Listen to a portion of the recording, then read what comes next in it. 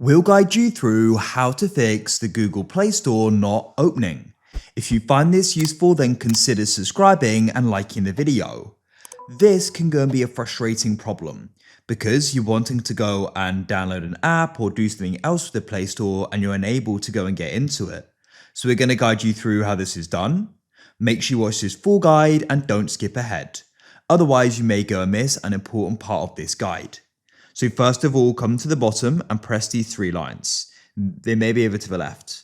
Press close all, or you can just swipe up on the Play Store. And then what you can do is try opening it. Sometimes a simple fix like that can go and solve the problem.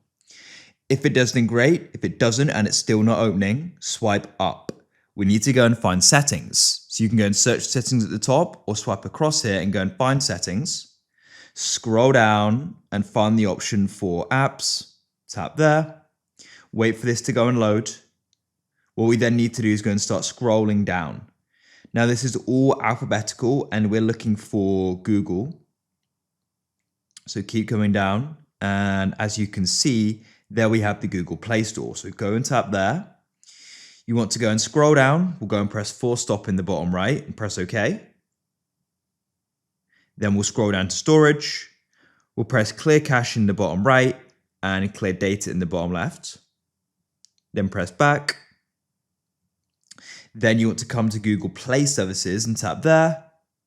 Scroll down to storage and wait for it to load and you can press clear cache in the bottom right. Then what you can do is you can go and find Play Store and you can go and tap on it and go and see if it will now go and open, and hopefully it will.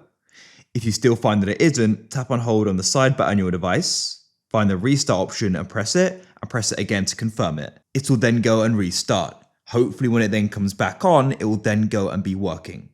If you found this useful, then consider subscribing and liking the video.